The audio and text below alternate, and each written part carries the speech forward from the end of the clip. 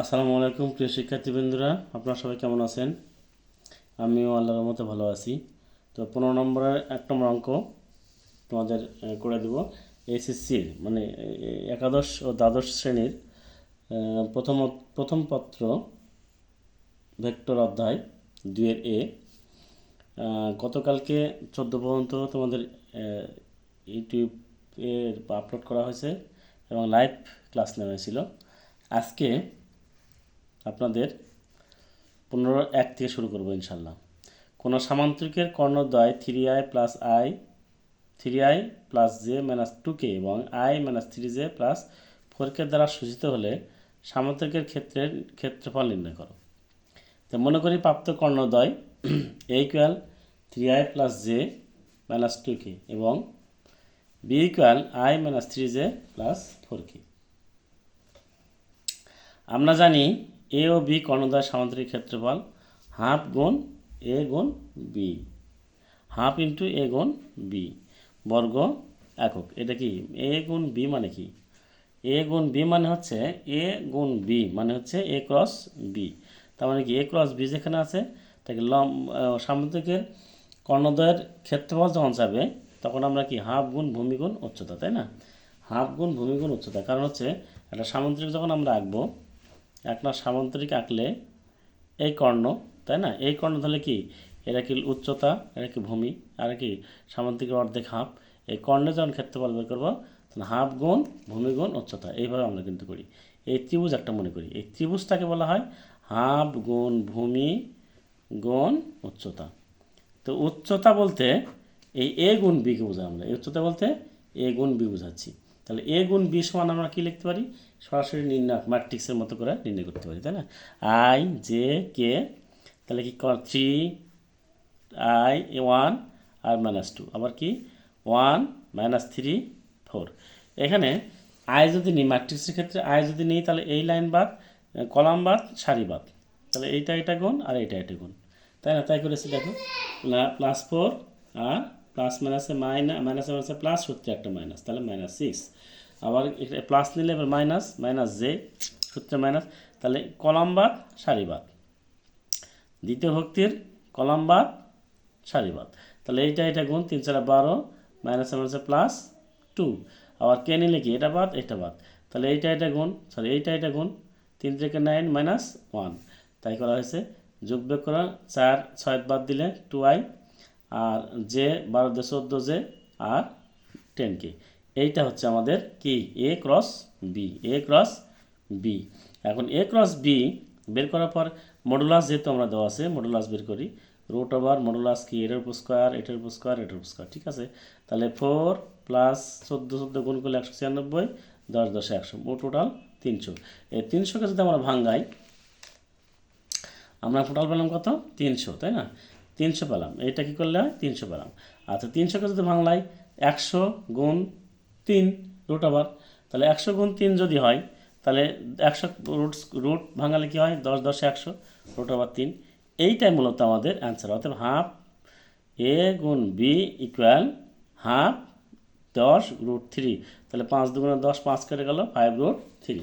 এইটা আমাদের অ্যান্সার। ঠিক আছে প্রিয় শিক্ষার্থী ভাই বোনেরা,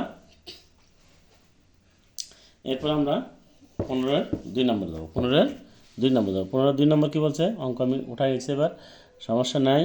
একটি ত্রিভুজের ক্ষেত্রফল নির্ণয় করো যার শীর্ষবিন্দুগুলো এটা একটা, এটা তিনটা ভেক্টর দেওয়া আছে।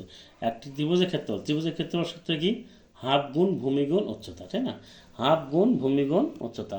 আর ত্রিভুজ ভেক্টর ক্ষেত্রে আমরা কি করি? ত্রিভুজ ভেক্টর ক্ষেত্রে আমরা একটা ত্রিভুজ আঁকাই, একটা ত্রিভুজ, তাই না? একটা ত্রিভুজ, এখন সমকোণী ত্রিভুজ হোক আর যে ত্রিভুজ হোক, তাই না? তাহলে কি আমরা এদিকে একটা দিই, এদিকে একটা দিই, আর এইটা এদিকেও যেতে পারে এদিকেও যেতে পারে, দুই দিকের জন্য যেখানে একটা যেতে পারে। তাহলে এখানে যদি পি নিই, এটা কিউ আর আর, তাহলে P Q minus P R, P Q minus P R, আমি তাই নিচ্ছি। দেখো পি কিউ একটা ভেক্টর, পি কিউ একটা ভেক্টর, আর পি আর একটা ভেক্টর, দুটা ভেক্টর। আর এই দুটা ভেক্টর যখন বের করবো তখন কি আমরা সূত্র কি জানি? হাফ গুণ পি কিউ ভেক্টর, তারপরে কত পি কিউ ভেক্টর আর হচ্ছে কি সূত্র কি হাফ গুণ ভূমি গুণ উচ্চতা পি আর। এটা মডুলাস করলে তো আমার পেয়ে যাবো, ঠিক কিনা, নাকি পাবো না? দেখেন আপনারা, তাহলে P Q equal to 2i minus i, P বের করলাম, তাহলে কি পি বের করলাম, বের করার পরে I minus 4j plus 4k, P Q আর পি আর বের করলাম, এটা বেরোলো। এখন আমরা কি করব, পি আর পি কিউ যখন বের করলাম, পি আর পি কিউ যখন আমরা বের করলাম, এখন আমরা কি বের করব, এখন বের করব এই ভেক্টরের সূত্র হাফ গুণ ভূমি গুণ উচ্চতা। তো আমরা জানি ত্রিভুজের ক্ষেত্রফল হাফ গুণ ভূমি গুণ উচ্চতা, একই সিস্টেমে আগে আয়তক্ষেত্রের কর্ণের ক্ষেত্রফল বের করলাম, ঠিক না? পি কিউ গুণ পি আর একইভাবে আমরা যে বের করলাম, কি বের করলাম, কি বের করছি, আগের যে ভেক্টর পি কিউ বের করছি আর পি আর বের করছি, পি কিউ আর পি আর বের করছি, পি কিউ সমান বের করছি যা I J K, P Q সমান আই মাইনাস 4 মাইনাস 1, আর পি আর সমান মাইনাস 2 মাইনাস 1 মাইনাস 1। তো একইভাবে আমরা যেভাবে আমরা ম্যাট্রিক্সে যেভাবে করে আসছি, আই কমন নিয়ে আই নেওয়ার পর এটা নিলাম, বাদ গেল কলাম, প্রথম সারি বাদ, তারপর -4 আর মাইনাস প্লাস আর একটা সূত্রে মাইনাস, আবার যে নিলাম মাইনাস যে সূত্রের এই কলাম বাদ এই সারি বাদ, তাহলে এটা গুণ এটা গুণ, ঠিক তাই করেছি। কে বাদ, তাহলে এই কলাম বাদ এই সারি বাদ, তাহলে কে নিলে -1 1 1 আর 4 দুগুণে 8, ঠিক আছে প্রিয় শিক্ষার্থী ভাই বোনেরা। এবার আপনারা দেখেন আমরা কি করছি, P Q cross P R বের করছি, এটার উপর রুট করেছি, রুট করার পর 100√107, তাহলে হাফ গুণ modulus P Q cross P R, এই তো এটা আমাদের বর্গ একক, এটা আমাদের কি, এইটা আমাদের অ্যান্সার, ঠিক আছে ভাই বোনেরা। এবার কী 15 নম্বরে 3 নম্বরে যাই, 3 নম্বরে কী বলছে, আমরা 3 নম্বরে একটু দেখি নাকি, পারবো আমরা সবগুলো পারবো ইনশাল্লাহ। কোনো সামান্তরিকের সন্নিহিত বাহুদ্বয় এত ও এত, কোনো সামান্তরিকের সন্নিহিত বাহুদ্বয় এত ও এত, সন্নিহিত বাহু কি, সন্নিহিত বাহু হচ্ছে যে ত্রিভুজের একটা কোণ 90 চাইতে ছোটো সূক্ষ্ম কোণ আর সন্নিহিত কোণ পরস্পরের বিপরীত পাশে, তাই না? ধরি এ ইকুয়াল টু এত, বি ইকুয়াল টু, ধরি এ ভেক্টর ইকুয়াল টু এত আর বি ভেক্টর ইকুয়াল টু এত, বি ভেক্টর ইকুয়াল টু এত, তাই না? তাহলে এ ভেক্টর যদি এত হয়, বি ভেক্টর এত হয়, সামান্তরিকের ক্ষেত্রফল আমরা কি জানি, সামান্তরিকের কর্ণের ক্ষেত্রফল, সামান্তরিকের ক্ষেত্রফল কি, এ ক্রস বি, সামান্তরিক ক্ষেত্রফল A cross B, I J K, তাহলে কি ক্রস বি, তাহলে 2 3 -1 1, আয়ের সহগ কি 1, জের সহগ 4 আর কে এর সহগ 3। এক কথায় আই জে কে আমরা উপরে নিয়েছি, বাদ দিয়ে এই সহগগুলো যা থাকবে তা এখানে নিতে হবে, ঠিক আছে প্রিয় শিক্ষার্থী ভাই বোনেরা। এবার আপনি আসেন, আই এই সারি নিলাম, এই কলাম, এই আই নিলে এই সারি বাদ এই কলাম বাদ, তাহলে এটা গুণ আমরা তাই করেছি। 3 × 9 আর মাইনাস এক সূত্রে একটা মাইনাস হচ্ছে +4, আবার যে এটা এই লাইন বাদ এই কলাম বাদ এই সারি বাদ, তাহলে এটা গুণ 3 × 6 আর মাইনাস হচ্ছে +1, আবার কে যদি নেই তাহলে এইটা বাদ 4 × 2 = 8 আর -3, এখন যোগ বিয়োগ করলে 9 × 7 = 13i আর 7 -7j আর হচ্ছে 8 থেকে 5 বাদ দিলে 5k, ঠিক আছে ভাই বোনেরা। এইবার দেখেন এ ক্রস বি মডুলাস করে নিলাম, মডুলাস করলে হয় কত, এটার উপর স্কোয়ার তাই করেছি, করার পরে 13 13 1 6 9 7 7 49 5 5 25 যোগ করা হয় 243, এই রুটকে ভাঙ্গায় 15.59, ক্যালকুলেটর বাই ক্যালকুলেটর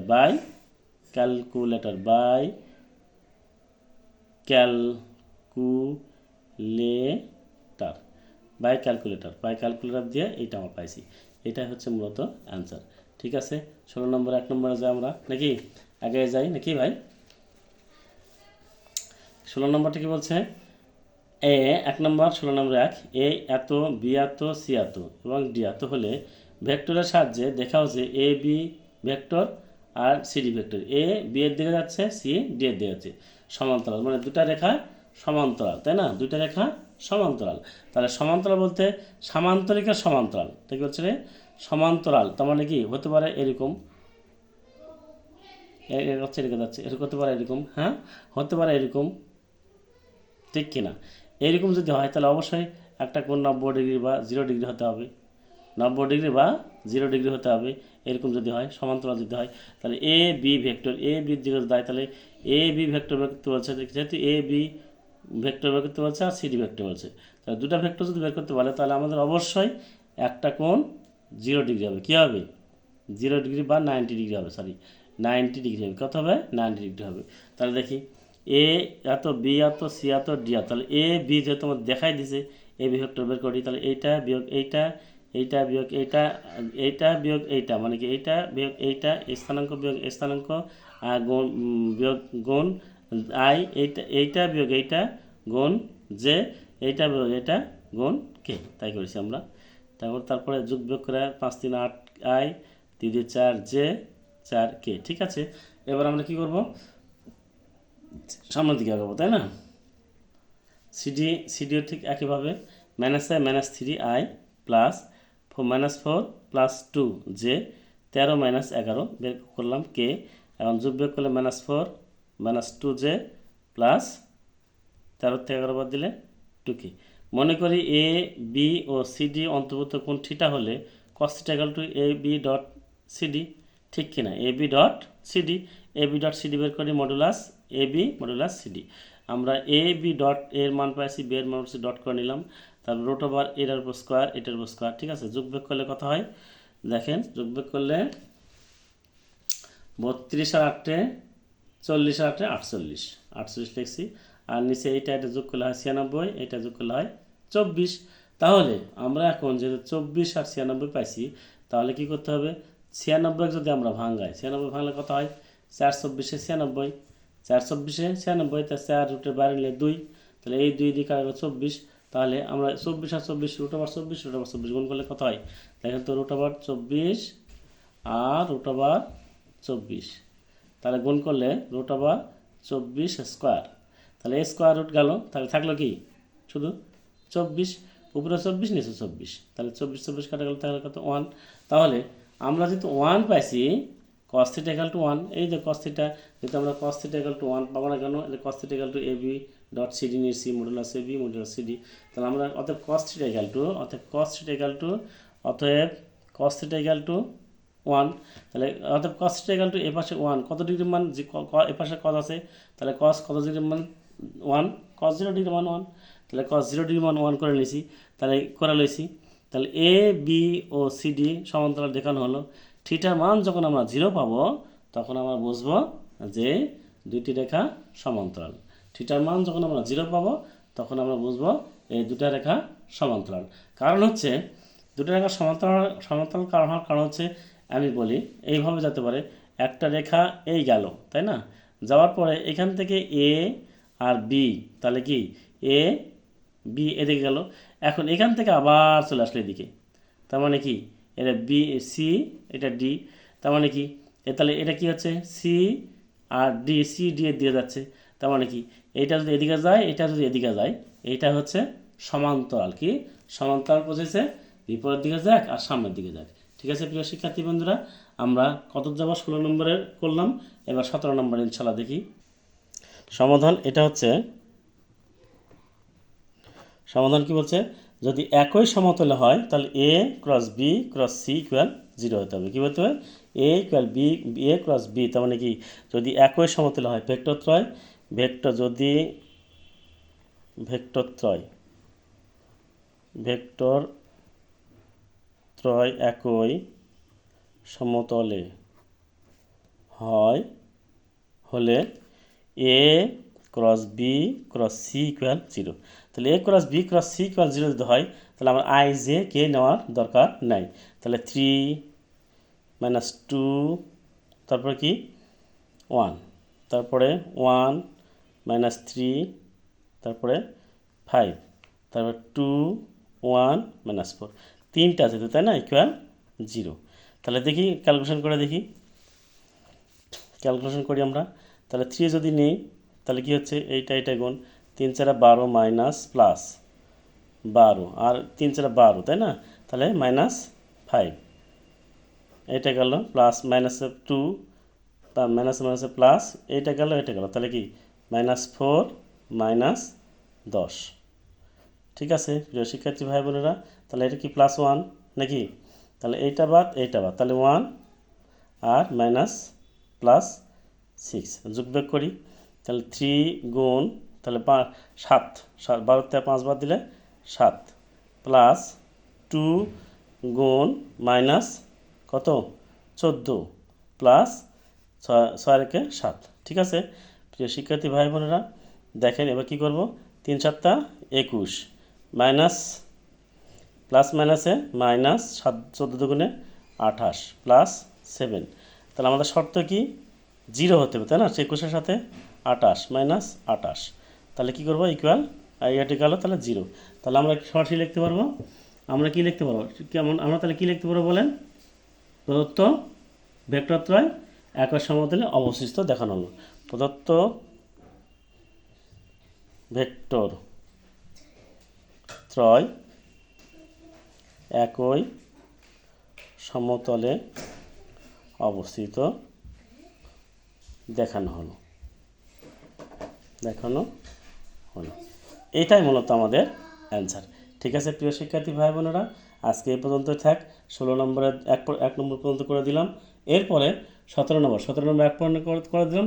17 নম্বর 2টাও একই জিনিসেই, যেহেতু বলছে এত ভেক্টরটাই 3টি সমতুল্য হলে ল্যামডার মান নির্ণয় করো। একই অঙ্ক, 2 নম্বরও একই অঙ্ক, কিন্তু একটু করে দেওয়ার সময় নাই। ঠিক আছে, পরের ক্লাসে আমরা করে দেবো। ঠিক আছে, ওকে, আল্লাহ হাফেজ, ভালো থাকবেন, সুস্থ থাকবেন।